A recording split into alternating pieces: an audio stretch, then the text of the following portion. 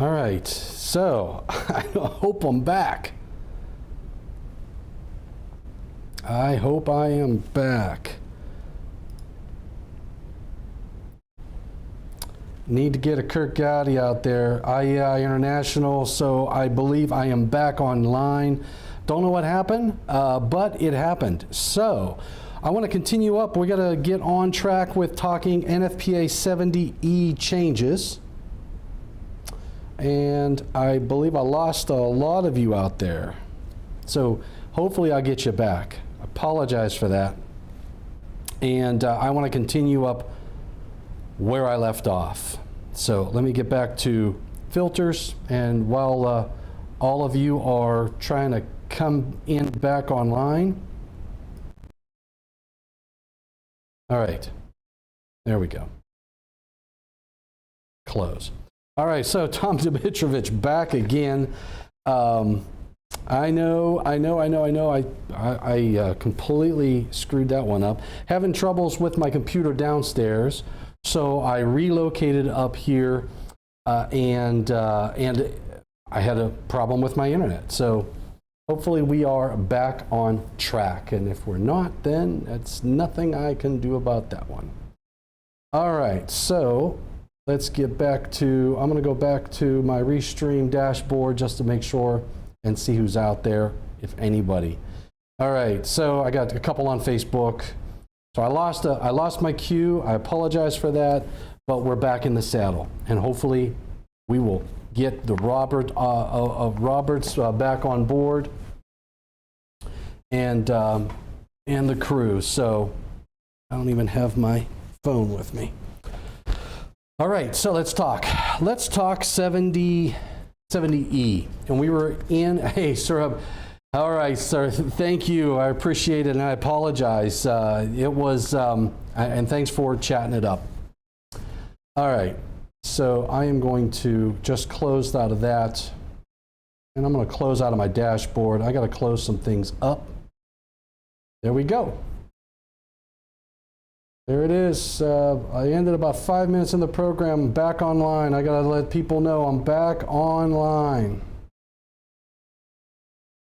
Okay, so 130.5. If you think about the sections, remember 130.5. Article 130 is dealing with the work involving the electrical hazards. So Article 130 deals with everything associated with work involving an electrical hazard, which means what? This means you are doing justified energized work. That means that you have elected not to do Article 120, which is establishing an electrically safe work condition. Well, not really, not technically accurate, because even in the process, hey, technology, Derek, I'm telling you. In the process of establishing an electrically safe work condition, you're going to have to assume that things are energized to verify absence of voltage. So you're still going to be in Article 130. Now, remember what we said was Article 130, they made a change to the structure of this. They added a scope at the beginning. All right, so I got Jody Wages was just checking in, making sure I was okay. So Article 130, they made some changes to the what do you call it, the layout, right? And if you think about, in fact, what I'm going to do is I'm going to do this over here as well. So we went over that reorganization of the articles. And we talked about the estimate of likelihood and severity, right? That was in B. So general requirements, there were no changes technically in the general requirements, but what they did do was moved all the section numbers up one because of the introduction. So 130, I'm going to just go into my document here. 130, it now has a scope. and the general requirements did not change, but they moved some things around. So you remember you had general, which basically they took some of those requirements and they reiterated that into the scope statement. The energized electrical work permit, which used to be 130.2, is still 130.2 because they just changed the title of 130.1. So they didn't shift everything in Article 130 because they didn't have to. So 130.2 and the rest of the numbers are still in line with each other. So we left off, I believe, on 130.5. Rolling with the punches, David. I am, man. I'm telling you, technology was not my friend today, but it was a good day today.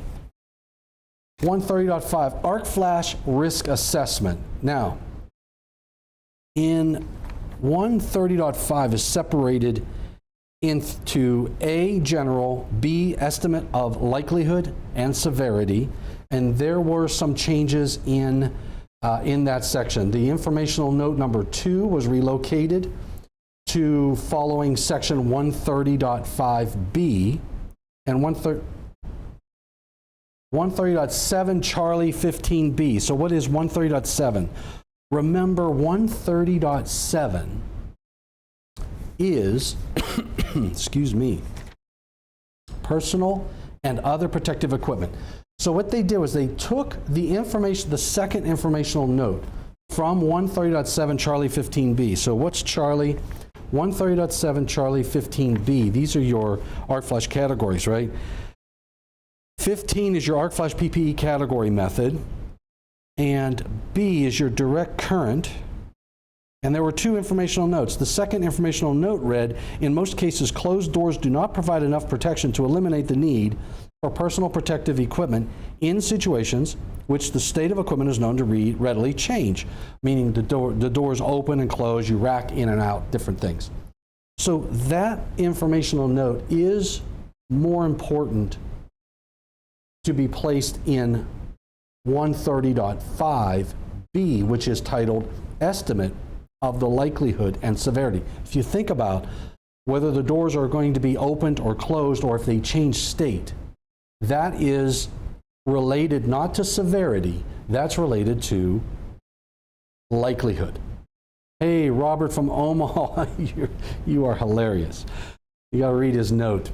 So, whether or not the doors can be opened and closed. Now, you could argue that there's a level of severity in there, but in reality, the state of the condition, meaning closed, the doors do not provide enough protection to eliminate the need for PPE, and when it readily changes, you're really speaking to likelihood in those applications, in that instance. So that informational note was deleted over in 130.7 Charlie 15B 3, in B, and it was moved over to 130.5B. Now, I guess there is a challenge with that informational note, right? When you say state of the equipment. Now, they give examples. They say doors open or closed, racked in or racked out. I think, though, I'm struggling with the concept of, in situations in which the state of the equipment is known to readily change. Is that an electrical state? For example, are they talking about, and that's not what they're talking about, but the state of the equipment is not necessarily the state of the system. So you can't say if the fault currents are changing. You can't say if the fault currents are changing, or if something goes from energized to non-energized, because they're talking about doors being opened, racked in or racked out. I think the hazard that they're talking about there is a little different. So I struggle a little bit with state of the equipment. So I think that's something that probably we're going to want to talk about, right? At least that's where my head's at. I don't know. Let me just take a look. So, estimate of likelihood. and severity. Informational note number 2 was relocated to the following section. Okay, color sets for arc flash risk assessment, closed doors, do not provide enough protection. We already talked about that. And we already talked about that one. So C, additional protective measures. Now, let's take a look at 130.5C.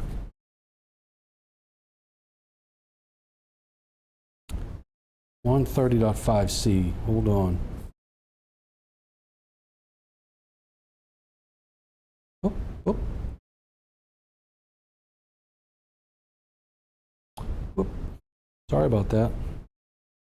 130.5C. 130.5C, we say that the title of column in table of a column in table 130.5C from equipment condition to operating condition.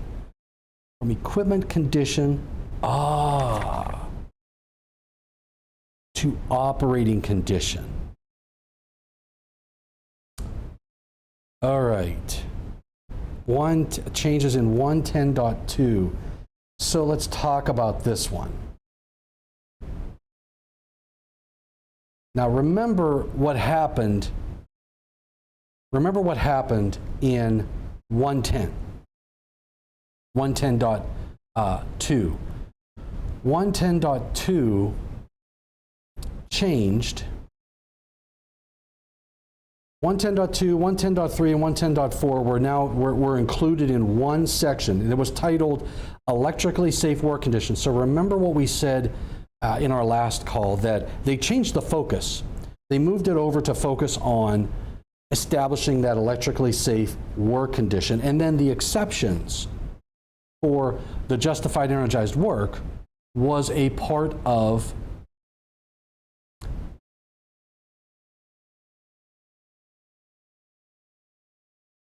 was an exception. So if you could not justify, if you couldn't establish an electrically safe work condition, then you would have to follow different rules, right? So they made the justified energized work an exception to establishing an electrically safe work condition. Now, if you take a look at, and I've got to do this back into presentation mode, so bear with me here. And I think I can do this, yes. So if you take a look at that, it says the title of to operating. So remember that we're talking 130.5 Charlie, estimate of likelihood of occurrence of an arc flash incident for AC and DC systems. So how you use this table is that you look at the task that you're going to be performing.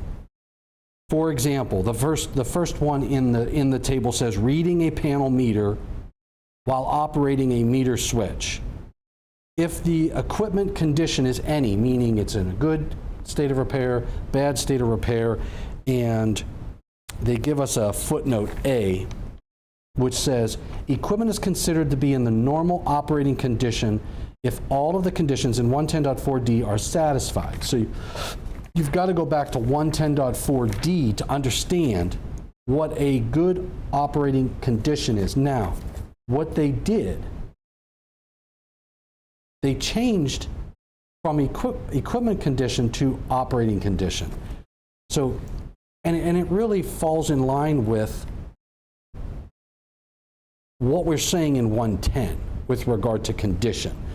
The existing title of the column for the condition is called equipment condition, which is a little misleading, right? Because its operating condition is what the true terminology is, because it says, even in the note to equipment condition, it says equipment is considered to be in a normal operating condition if all of the conditions of 110.4D are satisfied. Now those conditions didn't change, they moved them around a little bit. So if you think about remember 110.2.3.4, all of that was reworded and reorganized. So if you go to 110.4D in the existing book, it tells you that you have a normal operating condition normal operating of electrical equipment shall be permitted where a normal operating condition exists, and it gives you if the following conditions are met. The equipment is properly installed, if it's properly maintained, and it's being operated in accordance with its manufacturing instructions. Now, if you, I'm just looking back at the change. Now, those conditions did not change. But what they did in the table was, instead of saying equipment condition, they relabeled that column to say operating condition, because that is more in line with all of the conditions that are in 110.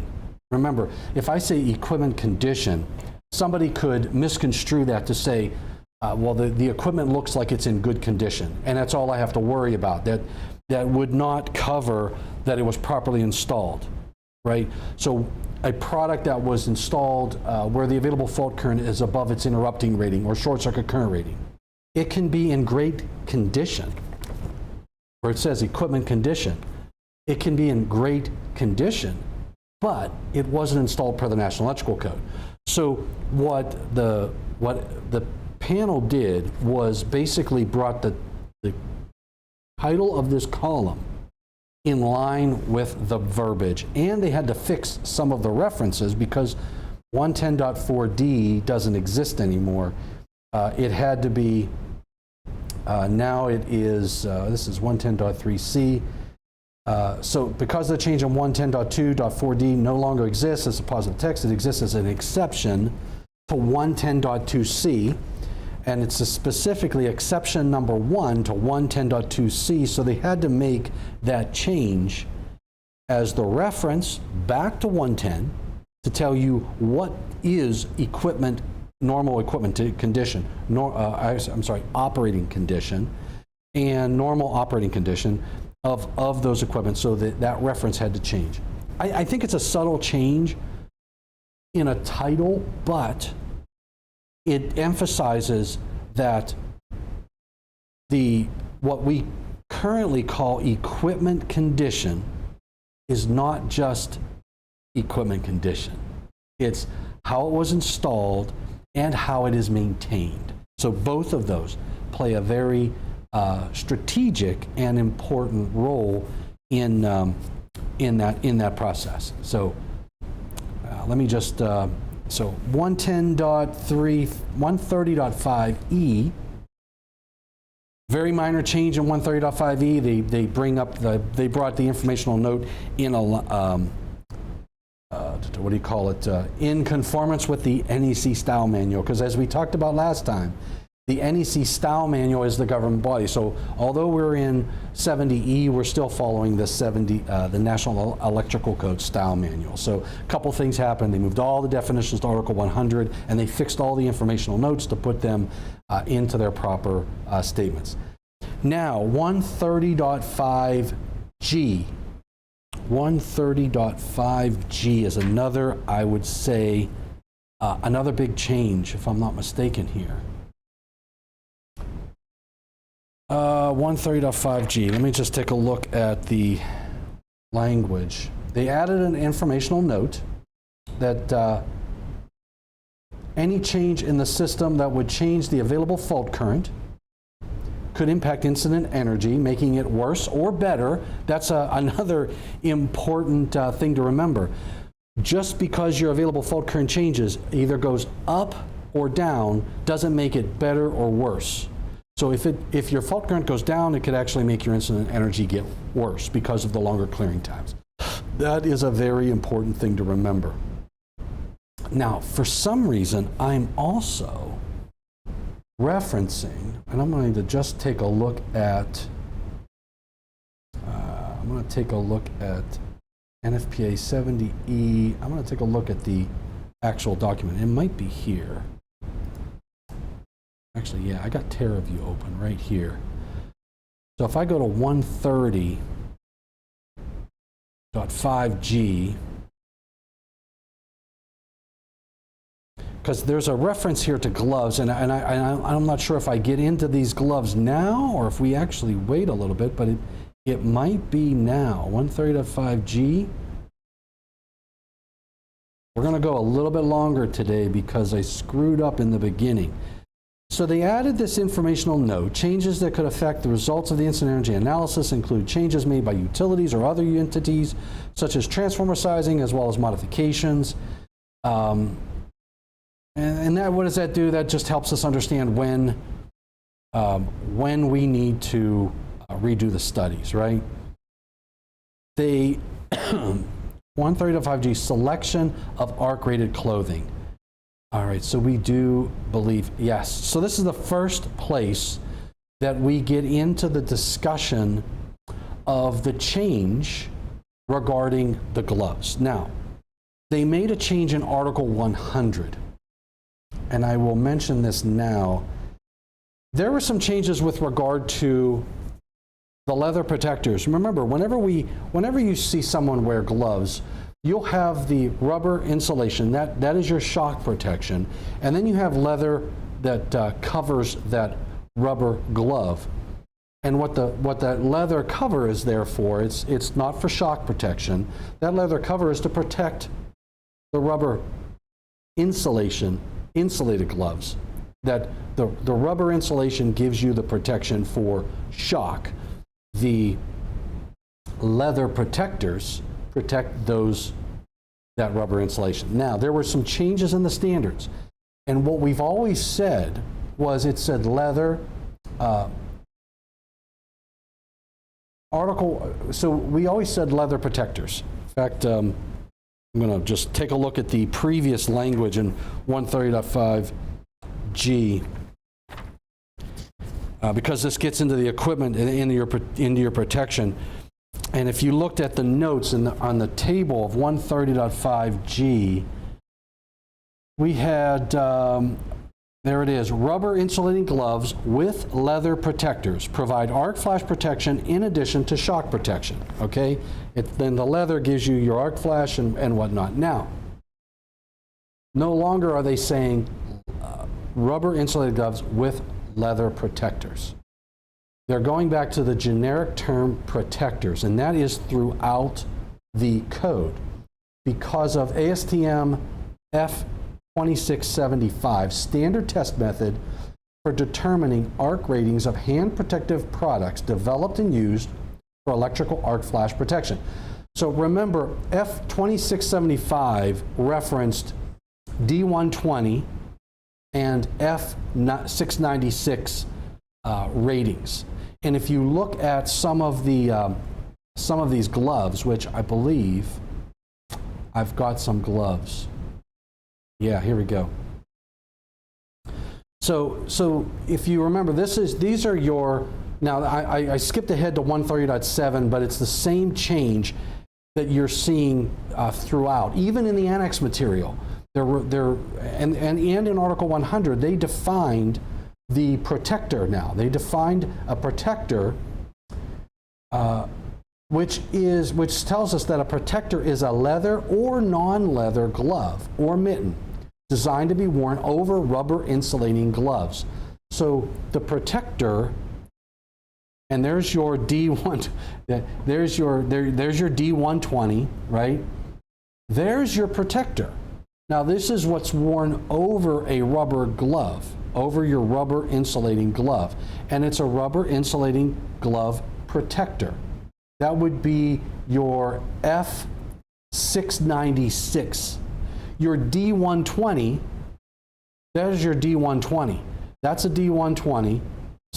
This happens to be an arc rated a 10, and there's your D120. It's on the label. It's hard to read.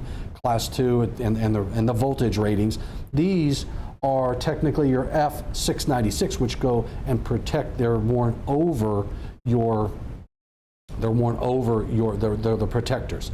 Now they changed the definition because the standard itself no longer references leather protector. So they're recognizing that you could have a material other than leather as a protector. All right.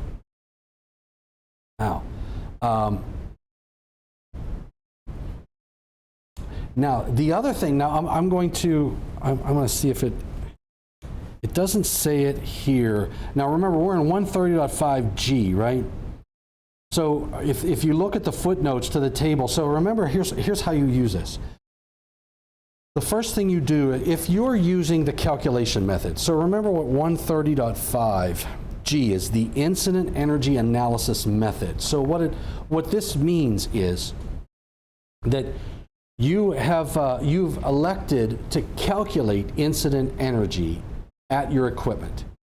And when you select your personal protective equipment, you are using table 130.5G. You're not back in 130.7, specifically 130.7 Charlie 15C.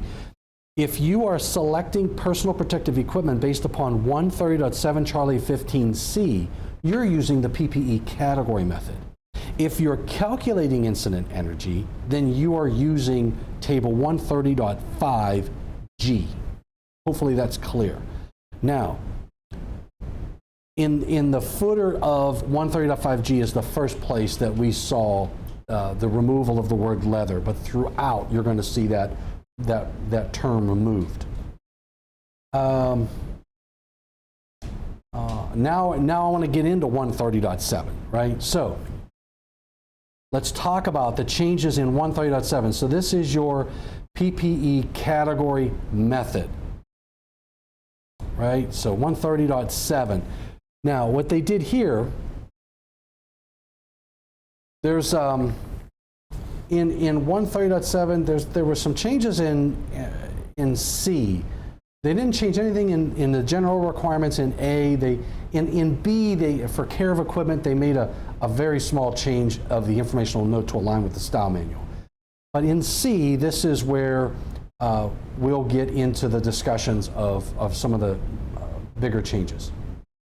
The previous example of a risk reduction method in list item 1. So now we're in 130.7 Charlie. 130.7 Charlie. That is your personal protective equipment. And we said in item 1,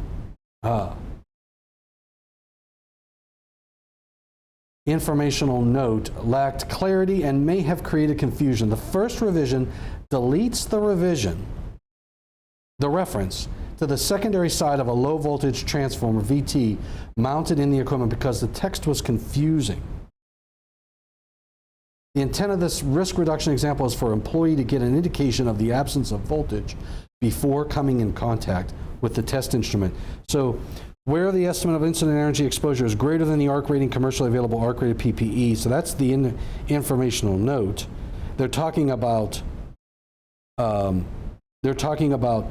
in the first example, use non-contact proximity test instruments or measurement of voltage on the secondary side of a low voltage transformer mounted in the equipment before using a contact test instrument to test for absence of voltage.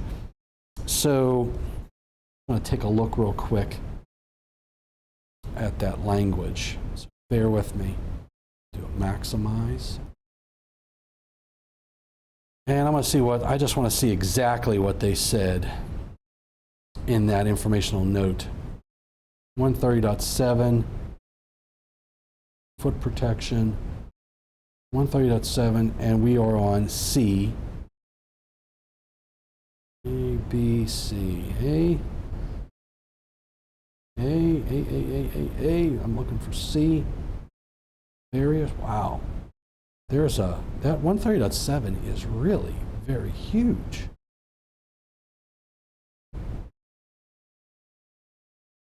Hopefully I'm in the right section. 14, foot protection, eye protection, C. So use of 130.7C. Yep, general. So use of non-contact capacitive test instruments or a permanently installed metering device. So they got rid of that whole reference to the VTs. But what they're emphasizing is they want a non-contact capacitive test instrument. So this is when your ARC rating, your available energy exceeds anything that's commercially available. And when that's the case, they're giving you methods to what? Reduce the likelihood. You can't reduce the severity. So what you're doing here is you're giving some advice. So one, use the non-contact capacitive test instrument. Two, if the equipment design, it gives you the ability to observe visible gaps between any of the conductors or circuit parts, like these switches, then you should do that. Increase the working distance, and that could be the use of hot sticks, etc. And then consider design options to reduce the incident energy level, and that would be something that you would say, adding arc reduction technologies, arc flash relays, things like that. So that's basically the change that you're seeing in C. And that's just it's basically an informational note. Okay. What else did they change? And then you get into this the hand, the whole issues of gloves, right? So you got the hearing protection. Hearing protection. So here's another interesting change. The word working is removed and the sentence is restructured for clarity. So if you look at C5 talks about hearing protection, and it says, employees shall wear hearing protection whenever working within the arc flash boundary. We don't care if you're working or not. If you're in the arc flash boundary, we want you to wear ear protection, right? And other personal protective equipment for obvious reasons. So in addition to everything else, if you're just standing in the arc flash boundary, you need personal protective equipment. So that's just a given. So hand and arm protection. Now this is, again, the leather protectors. They're being changed to protectors, and I told you that's being changed throughout. So, and there's a new definition in Article 100 that helps us understand what a protector is, and the fact that it can be both a leather or non-leather. I mean, what else is there? If it's leather or non-leather, that's another good, I think you could just get rid of leather and non-leather. I mean, it is either leather or it's not leather. What else would it possibly be? If it's plastic, it's not leather. If it's glass, it's not leather. If it's cotton, it's not leather. So what they should probably say, Article 100, that definition should just say is that a protector is a glove or mitten designed to be worn over rubber insulating gloves, and provide protection of those rubber insulating gloves. I'm not sure, and probably there should be an informational note, which I don't believe there is, that tells you what it's listed to. Anyway, opportunities. So the title of the last column in 130.7 Charlie 7A, 130.7 Charlie 7A, 130.7 Charlie 7A, which is the maximum use voltage for rubber insulated gloves. So they got rid of the gauntlet and the cuff. So what they did was they changed that to just say distances between protector cuff and rubber insulating glove cuff minimum. So what does that mean? First off, the leather and non-leather. They changed that. There's our definition. Leather or non-leather glove or mitten designed to be worn over insulating gloves. ASTM D120 gloves on the market today are made only of rubber and are primarily for shock protection, though historically they've been covered with an ASTM F696 leather protector glove. Remember, I told you, one is a D120, the other is an F696. Together, excellent arc flash protection, but don't think an F696 protector is going to give you shock protection, because it's not. You need that rubber glove. I already showed you that picture and that very poor blurry picture. So this, that's just sort of a nice clear, there's your protectors now, not leather protectors, these are protectors. Worn over, and it tells you the details on how, that you're supposed to wear these over and what size rubber gloves you're supposed to wear those over. Now, they changed that title to say distance between the protector cuff and the rubber insulating glove cuff. Now, what that means, remember, you're supposed to extend past the rubber, the protectors, not the leather protectors, but you're supposed to extend past the protectors, and they have minimum distances. So there's a minimum exposure of the rubber insulated glove that must extend beyond the protector's cuff. And that's the distance that they're talking about. And if you look at the class designations of the gloves, if it's a double aught, then its maximum AC voltage rating is 500 volts. The maximum DC is 750 volts. And your distance between the distance between the protector cuff and the rubber insulating glove cuff is 1/2 inch. As you go up in glove class up to a 4, which increases the voltage, both AC and DC, so your maximum AC voltage for a class 4 glove is 36,000 volts AC. And your distance between the protector cuff and the rubber insulating glove cuff is 4 inches. Now you can exceed that. That's a minimum. So you know, if you were using a glove like this, which is obviously more than 1/2 inch, then and you were using that on a 00 or a 0 or a 1 class, you would be perfectly fine, but as long as you don't go less than 1/2 inch or less than 1 inch, or whatever that 4th column is. 8. They're adding some informational notes. So they modified the informational note. They removed the reference to ASTM F2413, which was the standard specification for performance requirements for protective safety toe cap footwear. And now it just says that electrical hazard footwear can provide a secondary source of electric shock protection under dry conditions. Piece of cake. Item 10. Arc flash protective equipment. So arc flash protective equipment, and 10D is the place for this change. 10D, hand protection. Excuse me. Oh, again, leather protectors. So they're changing. I'm telling you, throughout the entire book, anywhere where you saw leather protectors is now just protectors. So be mindful of that. All right. Also, I think that's the only change they said in D, which is hand protection. That was pretty much all they had to say about that. C11, your clothing material characteristics. So all they did there was modify the informational notes to conform with the NEC style manual. 13, care and maintenance of ARC-rated clothing and ARC-rated arc flash suits. Modify the informational notes to align with the style manual. No change in technical content, just how you read it. That's it. 14, standards for personal protective equipment. So they, again, modified for the style manual.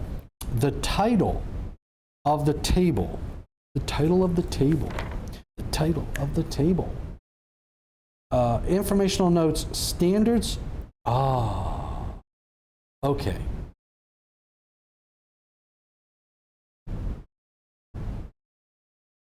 Standards for PPE. Table 130.7 Charlie 14. Informational note, standards for PPE. Because this is a table that is an informational note table. So I believe 130.7 Charlie 14.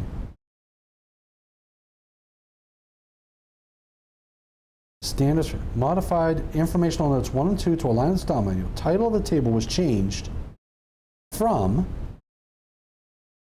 informational notes standards for PPE to table informational note table. Oh my goodness.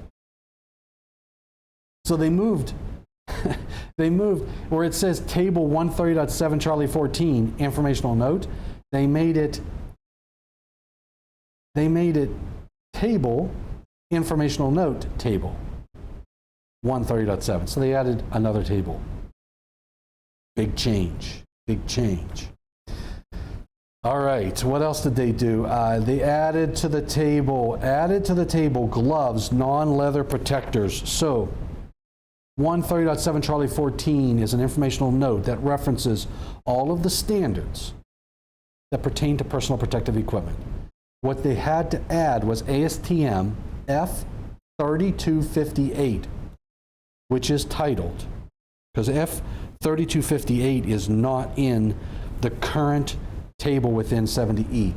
And the title of that is Standard Specification for Protectors for Rubber Insulating Gloves, meeting specific performance requirements.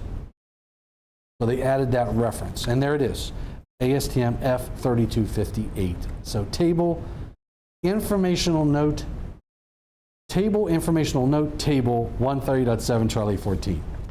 Wow, God bless them. God bless them. Gotta love paying attention to those details. And there's the title for ASTM F3258. Now, if you go to ASTM F3258, this is the scope. It establishes the specifications and test requirements for protectors to be worn over electrical workers' rubber insulating gloves, intended the protector's specific fit snugly over rubber insulating gloves. So this is important to understand when you're following instructions, just like we do with electrical equipment. If the electrical equipment says this is how you install it, what do? We follow manufacturer's instructions. It's a very important piece of the puzzle. Hey, thanks, Jody. I wasn't able to see all of these comments, so I'm just gauntlet length also along with. All right, so personal protective equipment is important as well. I know there are probably a lot of people that say, hey, you know, I want my clothes, you know, I worry about how I look, you know, I gotta be dressed for success, and they get on a job site and they want their personal protective equipment really tight, show their muscles and all that good stuff. That's not good. That's not what it's about. You have to follow the instructions because you need the layers. You need to make sure that things aren't too loose and they aren't too tight. So in this, ASTM F3258 shows you that it's intended that the protectors specified fit snugly over rubber insulating gloves specified in D120 without causing mechanical damage to the rubber insulating glove. You know, cinching at the wrist is allowed. The specification covers the use of a material or combination of materials which do not compromise the integrity of the rubber insulating glove. So, specification F696 was used to establish minimums. The protectors do not provide any electric shock protection if used on their own. So that's you've really got to remember that. I know I've heard of individuals who thought their personal protective equipment, even outside of the gloves, even their arc flash suit, thinking that the arc flash suit itself provides shock protection, and it does not. Okay, it's heat. That's what those things are all about, or physical protection from jabs and whatnot. Does not provide shock protection. The response of protectors to the electric arc punctures and cut under controlled condition. So this is what the protector is all about. The arc, any punctures or cuts, and it's again under controlled conditions. All right, and then there's the safety hazard. So that's just a little overview of that standard. So Charlie 15, so 130.7 Charlie 15, this is your personal protective equipment, PPE. 15 is your Pbe Category Method. So this would previously, and a lot of people refer to it as the table method, it's now called the Pbe Category Method. And if you take a look on your existing 70E book, this guy right here, on page 70E-35, you have what we call the Pbe Category Method. And this basically says, you know, this is the equipment that you're working on, and if you meet all of the parameters, available fault current, the voltage, the type of equipment, the clearing time, then you can easily come into a Pbe Category Method, and then you go to table 130.7 Charlie 15C, and you pick your equipment. All right, so Charlie 15, the informational notes were modified for clarity. For both AC and DC systems, the arc flash Ppe category of the protective clothing and equipment is generally based on determination of the estimated exposure level. So that's basically what they're saying there. And for specified equipment. So they're adding some clarity, not changing the intent of that section. Table 130.7 Charlie 15B. Now that's B is the DC side of the family. They removed the first 4 rows. Okay, so the first 4 rows, 1, 2, 3, 4. This deals with storage batteries, DC or other DC supply sources and switchboards. And this was the greater than 100 volts, less than or equal to 250 volts, all that jazz. I'm just going to move forward here so I get my notes. So they modified the lower part of the table with a new lower threshold of 150 volts. So what the submitter did here was they showed test data from an arc flash hazard for 120 volt nominal systems that's minimal for short circuit currents less than 17,000 amps. And they also showed that there's no arc flash hazard below 100 volts. Now, this is an area we've all been wanting, right? That below a certain value, if you remember some of the older versions of 70E and 1584, we keyed off of a specific transformer size. The floor, when they removed that transformer size, it sort of caused a little sticky wicket, right? Because we had to sit down and say, how do we calculate incident energy down at a receptacle? Or at a panel board, a 120 volt panel board, or 240 volt panel board, single phase versus 3-phase, 208. So now we are doing more research. So I'll just let you know, I'm on the IEEE 1584 steering committee, and we are funding more testing to help establish the floor. Now apparently what they did, and they added some more informational notes. They added J. Hildreth and Keeney, arc flash hazards, station battery systems. They added U.S. Department of Energy, Bonneville Power Administration Engineering and Technical Services report. They also added a low voltage 100 to 500 volt DC arc flash testing that was given at the 2020 IEEE Electrical Safety Workshop. And that's a part of that documentation. So they're establishing a floor for the DC side, which is kind of cool, which is really attractive. But they had to modify table 130.7 Charlie 15B. Now I believe that's the only place that I'm aware of where they've made that change, but we're going to probably have to address that later on in the book a little bit. So just keep that in mind. Also modified in the informational note number 2, table 130.7 Charlie 15B, I'm sorry, informational number 1 now points to the user to D.5 for the basis for the table values and alternative methods to determining DC incident energy. DC incident energy is an area we need more research done. And hopefully we'll get funding for that through the IEEE. Right now, we don't have the funding. I believe they're seeking that to try to get some more testing to establish a model for calculations to create equations very similar to what we have for AC for DC. Right now, we use what's called the Dan Doan method. It's very conservative. Informative Annex D, because remember, it points to D.5. So informative Annex D, which is in the existing book, in the 2021 version of the book, it's on page 67, that's your direct current incident energy calculations. So just be mindful that that has changed. All right, simple, I'm just going to do, going through some more changes here. Other protective equipment, simple informational note changes, standard for protective equipment, informational note changes, informational note, again, style manuals, and now we're in 130.8. 130.8M, another important change. Emphasis is being made that the reason that an overcurrent protected device opens must be addressed before any reclosing. So the way the existing language in 130.8M states, it says after circuit is de-energized by automatic operation of a circuit, the circuit shall not be manually re-energized until it's determined that the equipment and circuit, the repetitive manual reclosing. So there's a prohibition on the repetitive. So what they did was they said, look, to say repetitive is not good.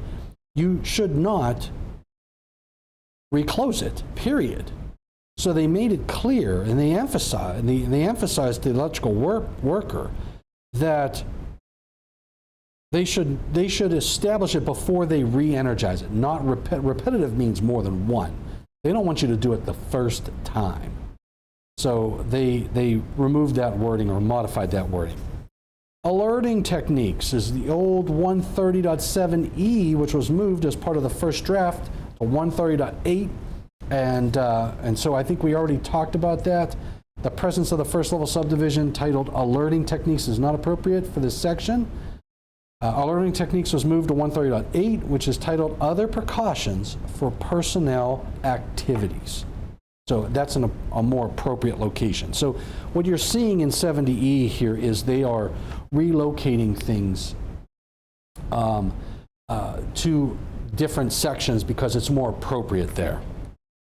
Okay, so 130.8P is the old 130.7F, which was moved as part of the first draft to 130.8. So section 130.7 is titled Personal and Other Protective Equipment. The presence of first level subdivision titled Lookalike Equipment isn't personal protective equipment, so it's not appropriate to be located in 130. They didn't change the intent.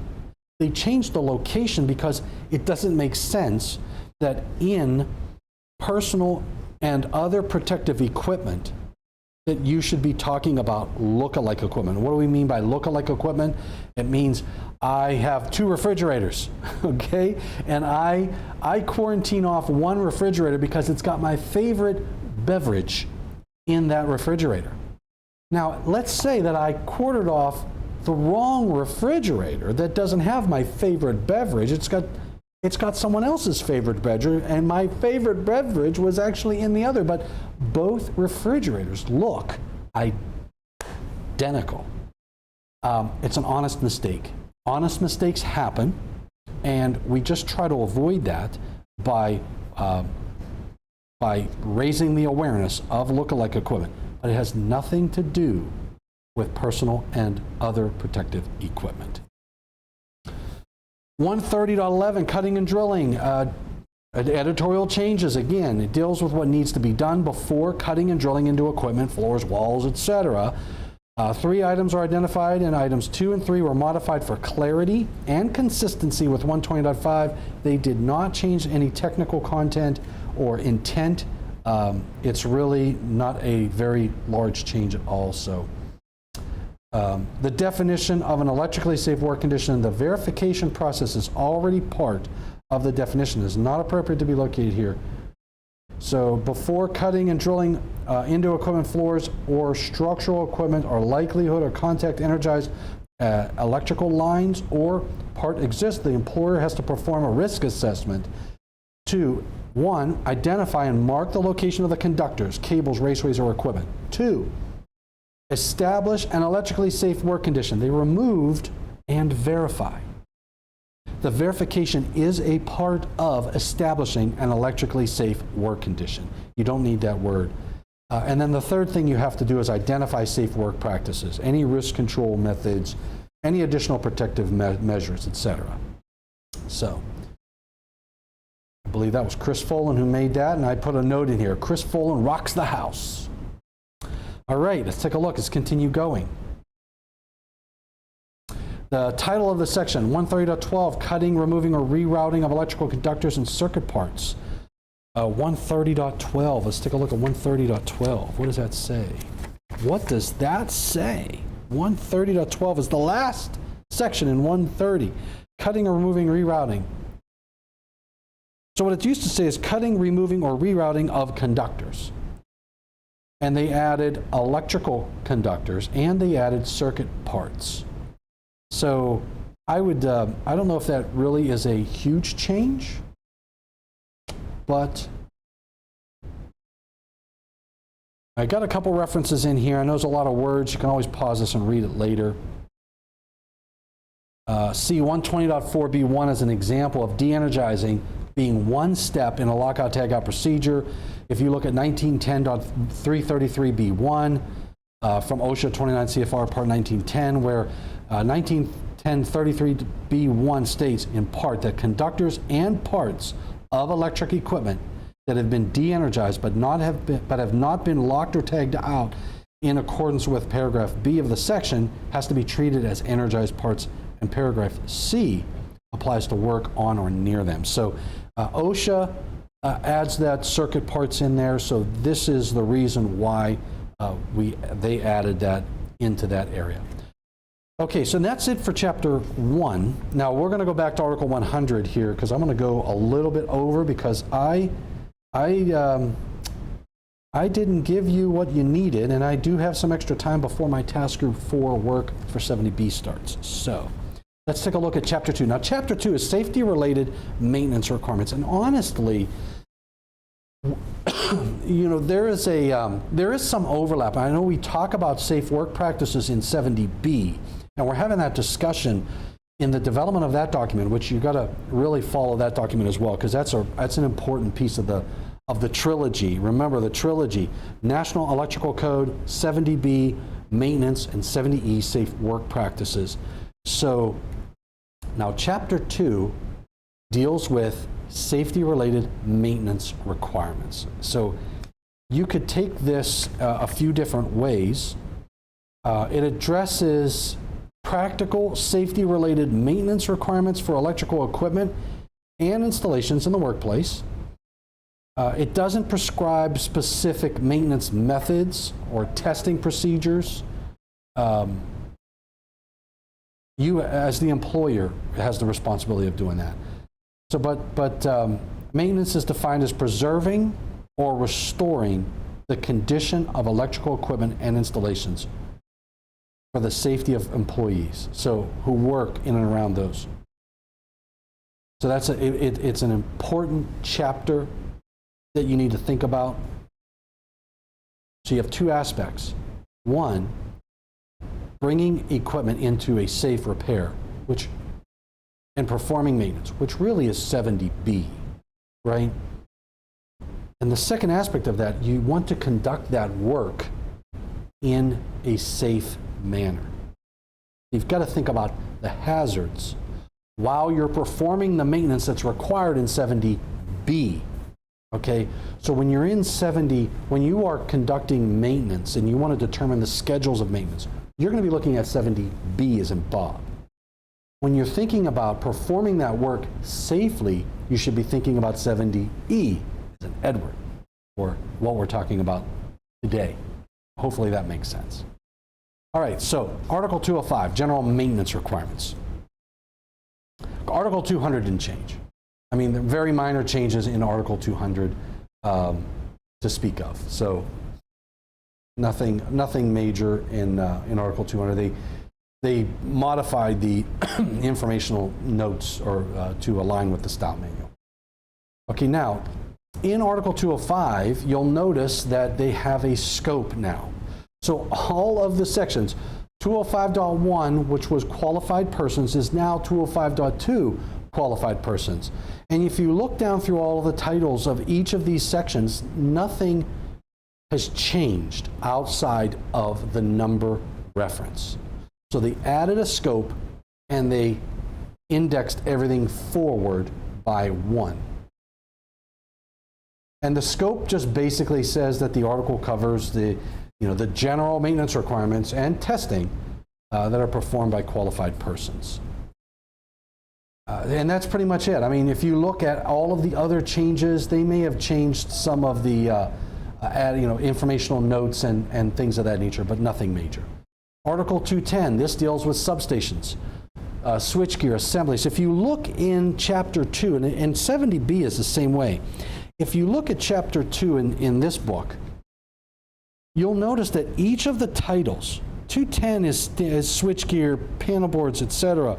215 is premise wiring. 220 is control equipment. 225 are fuses and circuit breakers. 230 is rotating equipment. 235 has it. So all of these are dealing with equipment, and they're specific to either the equipment outside, or 235 is hazardous locations. So you can imagine what that content is about.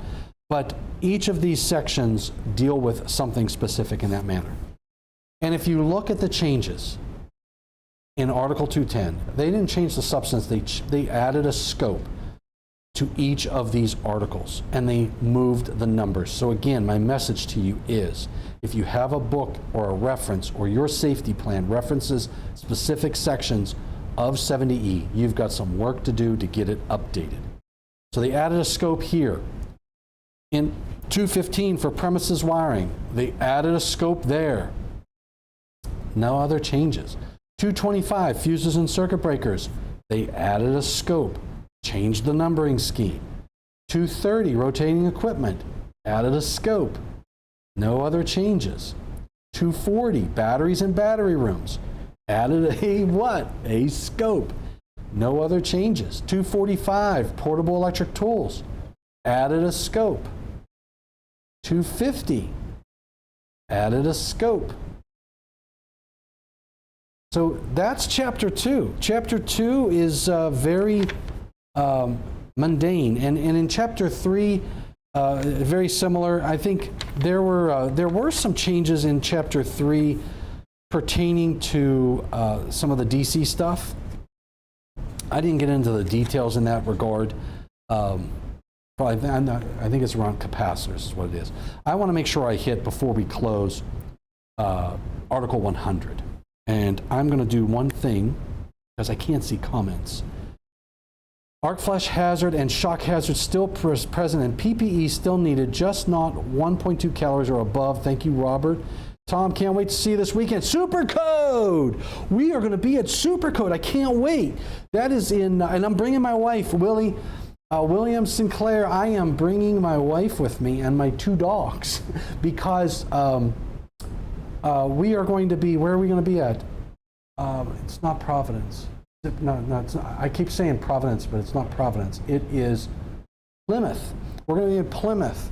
So I got Maggie and Jake coming with me because the hotel is a dog-friendly hotel.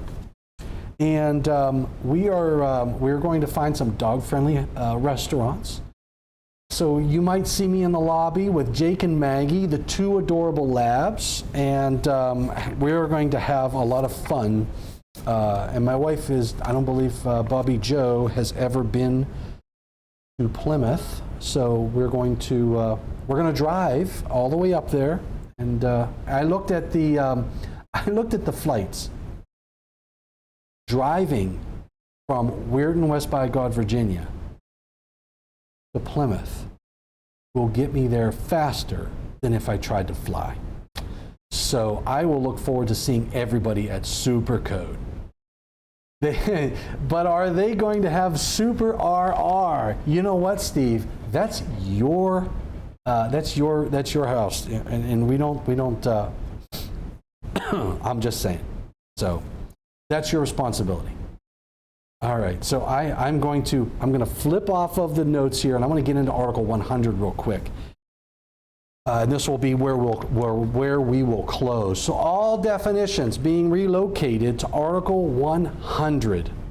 Very important piece of the puzzle, and that you saw in the National Electrical Code as well. So all of these NFPA documents are moving all definitions into Article 100. Thermal contact hazard.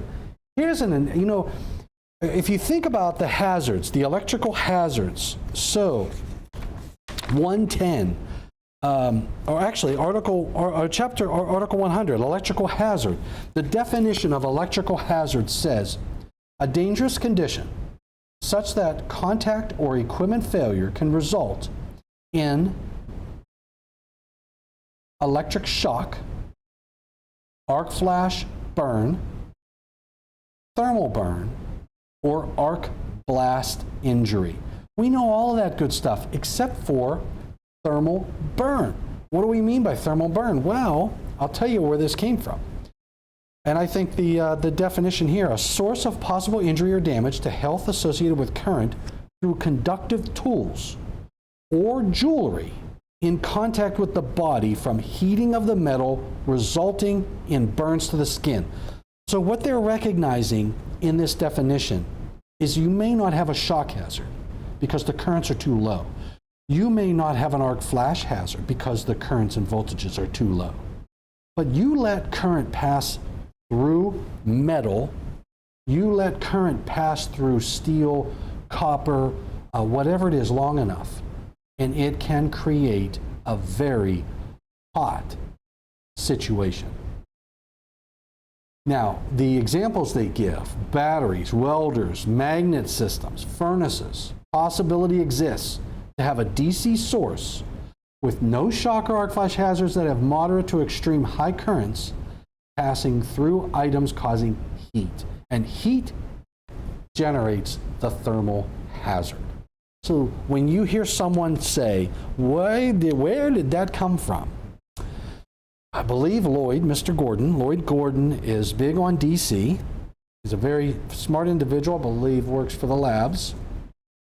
And he's bringing this dynamic to the electrical hazard. It's not just about shock and awe, not the shock, the arc flash, and the blast. You can have relatively, and it says high currents, moderate, I'd say even lower currents, but passing through metal long enough and it will heat that metal up and you can burn an individual. You can even start a fire, right? So it generates heat. Now, and we already talked about the new definition in Article 100. We talked about the new definition for protector. And here's another thing that you'll see. They changed. So in the definitions, remember, like say you had, I don't know, available fault current. You may see it in the definitions as fault current, comma, available, and then in parens, available fault current. The other thing they did, because they moved everything to Chapter 1, I thought I put this in here. I didn't. The other thing that they did was they put the article, in some cases, that the definition pertains to. Hopefully that makes sense. I could have swore. I guess I did not. I think I'm getting a little senile here. All right. So now the other thing that they did in the informative annexes, they added a new informative annex S, which is assessing the condition of maintenance. So I'll give you the overall titles of the section. They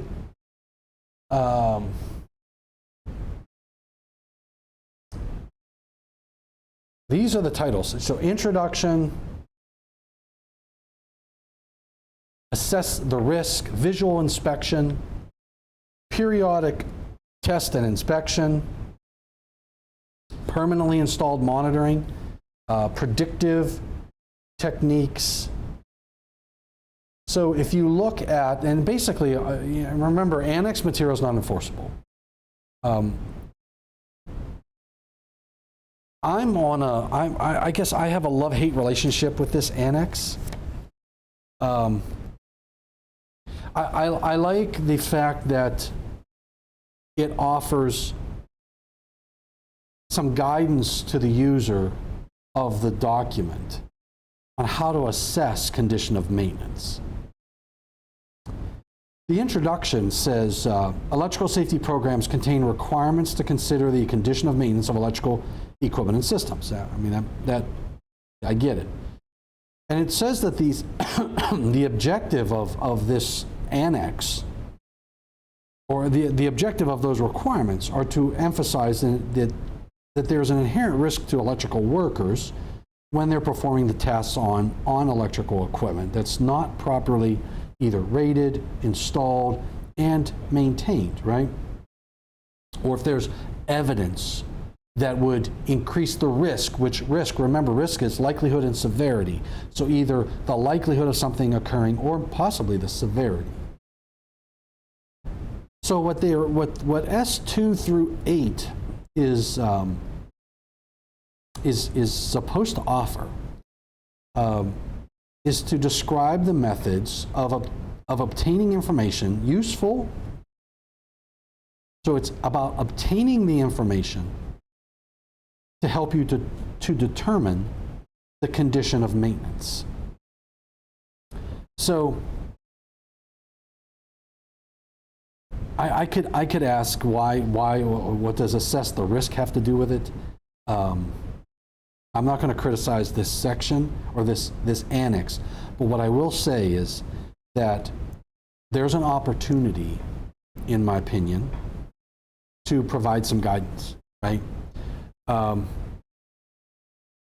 Hey, Edgar, thanks for joining, brother. Steve, what are they going? So I think that Informative Annex S it needs a little love. And I think that I understand the intent of it. But I think that now remember, I just want to let everybody know that public comment stage is open. So you can go out to the NFPA website, go to the 70E page, and you can start to formulate comments. Now the comment closing date, let's just take a look. www.nfpa.org/70E as in Edward. That's how you would go straight to it. You go to next edition, not new edition. That's a rock band.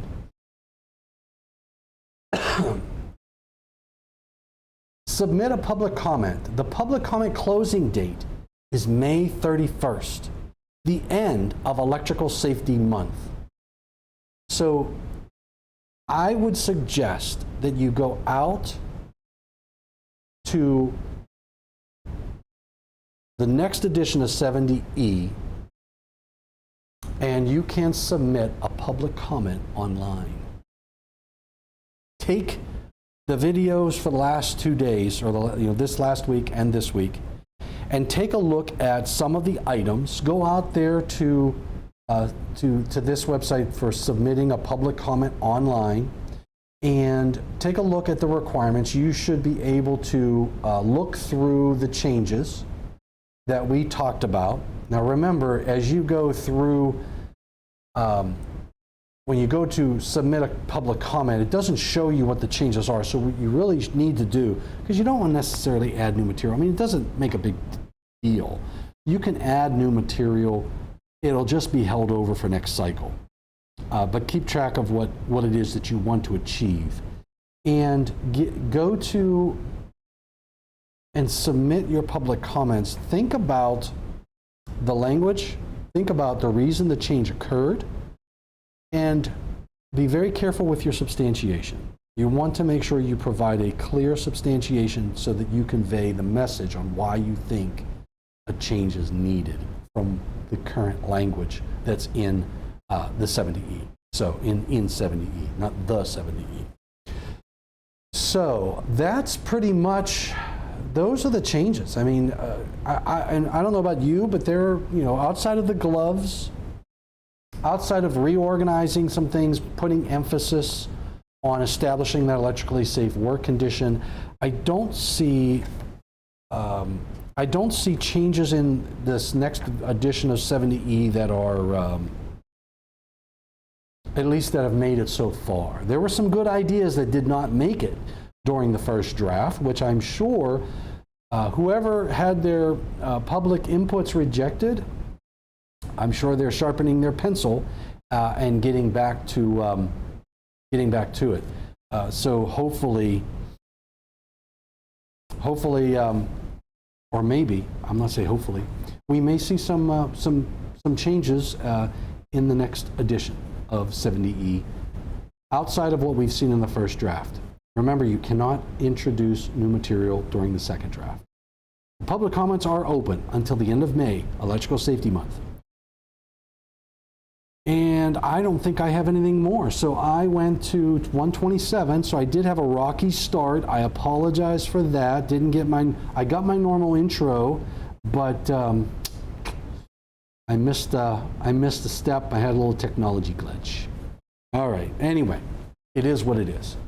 Thank you for tuning in to this session. Edgar Valencia, Steve Froming, Robert from Omaha, William Sinclair. We will see you in Plymouth at the Supercode.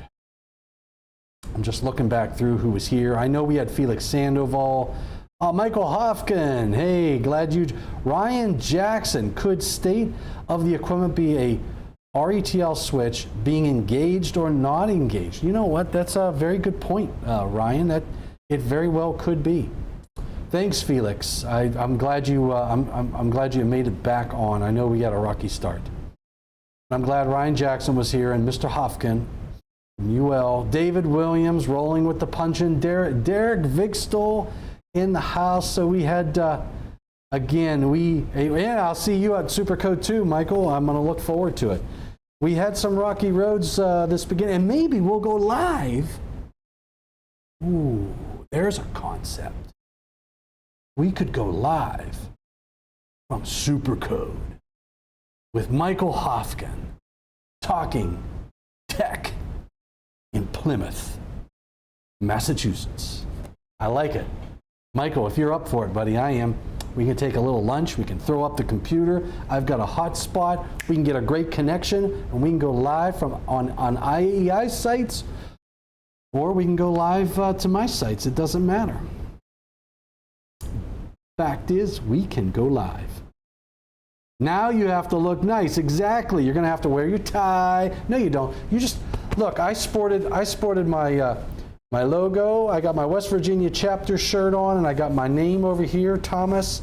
This shirt, if you can tell, is kind of large on me, but I like it because it covers my other shirt underneath and the brand. The brand. All right. Thanks, everybody. Felix, how can I get personalized shirts? Felix, I'm going to look into that. Great duds. I know, man. I love it. But Felix, we're going to have to, I will talk to Laura Hildreth about our ability to get some IAEI shirts. Maybe IAEI News Live shirts. Oh my gosh. Okay, you know what, Felix? You got me moving. Man, Michael, we got to work on this one, brother. I'm going to look at it. I'm going to look into it. I'm going to give Laura Hildreth a call. All right. Well, everybody, thank you. Thanks. It was a genius idea because, I mean, leave it to Felix. You know, Michael, there are certain things that I was able to do on these events. I forget who it was. Oh, Google Meet. I was able to bring people in via Google Meet and a few other. I used Google Docs to edit some documents with viewers, and I got these ideas from people like Felix Sandoval and others who say, hey, I got an idea, and they just use the chat. So use the chat, chat it up, share your concepts, share your ideas, and you never know what might happen. So thank you. All right, everybody, listen, I am going to test out my little Stream Deck here, and I'm going to press a button, and I'm going to say goodbye. So thanks for tuning in. Thanks for what you do for the electrical industry. Thanks for what you do for electrical safety. Remember to always stay safe, and please stay healthy. I need you here next week. So I look forward to seeing all of you in the chat box next week for another IAEI News Live. Signing off for now, it's Tom Dimitrovich. Thomas, take care. Stay safe. God bless.